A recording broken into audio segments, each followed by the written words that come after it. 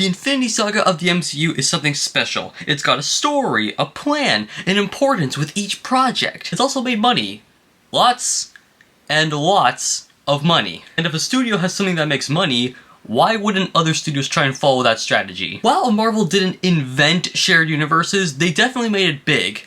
Like, really big. But it's gotten so big that whenever a new cinematic universe is announced, it's about as exciting as your boring office job. What really gets me annoyed, though, is that it's to the point where I don't even know what counts as a cinematic universe anymore. Just because Sonic has 3 going on 4 movies and a show, it does not make it a cinematic universe, but people say it is one. And then you've got Karate Kid bringing in Jackie Chan from his Forgotten Karate Kid reboot, so is this even a franchise still? Because I am not calling this the Miyagi-verse. Or is everything just a verse now? Is Star Wars or Jurassic Park? I can't wait for my Breakfast Club cinematic universe. These are franchises. Star Wars is actually kind of iffy, but you know what I mean. Also, the point of a cinematic universe is how connected they are. But then again, I guess that's not the case for Sony. But even Marvel had that struggle when they dropped a new character with a new show every week, with most of them not even being that good. It should also not take 5 years to go without seeing the Thunderbolts, Shang-Chi, or Spider-Man. What I hate is how you have Shang-Chi, one of the best characters introduced after Endgame, and instead of pumping out a sequel, we have She-Hulk to watch. But you know what, I'll just stop hating on Marvel. They have been trying to improve, and they've been doing a pretty good job, so let's go hate on someone else. We can start with the DCEU, where DC was pretty much copying Marvel, only not as good. At all. The problem is DC was already a few years behind Marvel, so they had to catch up by having a Superman and Batman film that also has Wonder Woman and Justice League references, and then form the Justice League, and then give everyone a solo film. Well, yes, it did take 5 movies, which was, I think, the same amount for Marvel. One of DC's films was Suicide Squad, which I haven't seen, and I was just fine.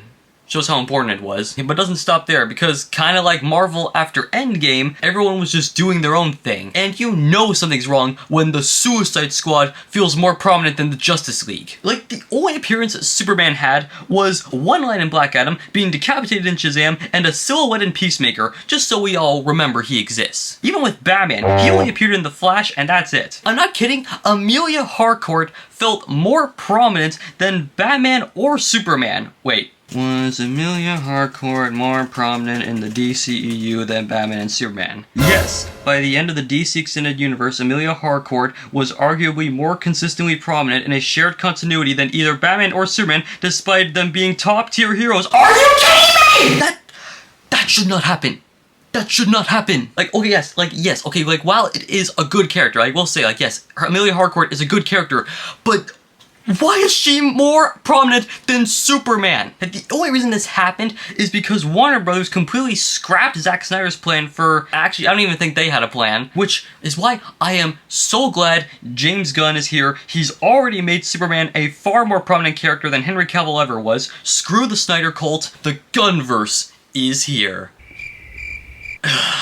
Yeah, let's just stick with calling this the DCU. So, yes, thankfully DC was able to pull out of their slump, and okay, I know I said I'm not going to bully Marvel, I will half bully it. With the Spider-Man-less cinematic universe.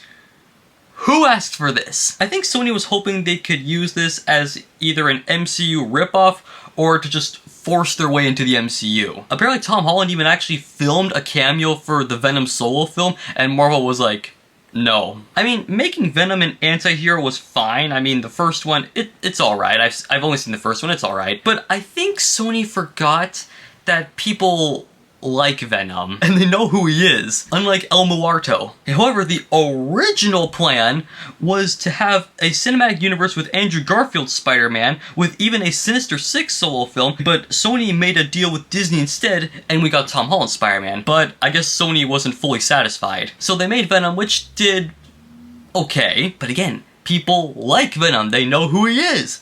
Unlike Hypno Hustler. But hold on, it turns out Sony could have used Spider-Man, and they didn't, because they thought fans wouldn't like that. And yet Sony's probably wondering why Spider-Verse was so good. Maybe it's because it actually had Spider-Man! But at least the Spyro-Noir show with Nicolas Cage looks really good. But you know what, just to give you guys a couple other cinematic universe, here's another one. We got Universal's Dark Universe, where a bunch of monsters would team up, with the first film being The Mummy, starring Tom Cruise, and it stunk. Russell Crowe was Jekyll and Hyde, basically the Nick Fury of that universe. But that universe just failed. Maybe it's because people just want to see simple standalone monster movies instead. But here are some other ones. We have the Conjuring Universe, just a bunch of spin-offs and sequels. There's no way these movies are based off real events. We have the MonsterVerse, which is basically just Godzilla and King Kong destroying Earth. I think even Ghostbusters was meant to have one. Have you seen Bill Murray's Age? Wait, actually that's not so bad. But what I really hate is how the Pooniverse feels more connected, more thought out than the Sonyverse or the DCEU ever was. But in conclusion, cinematic universes are still here. Studios are still trying.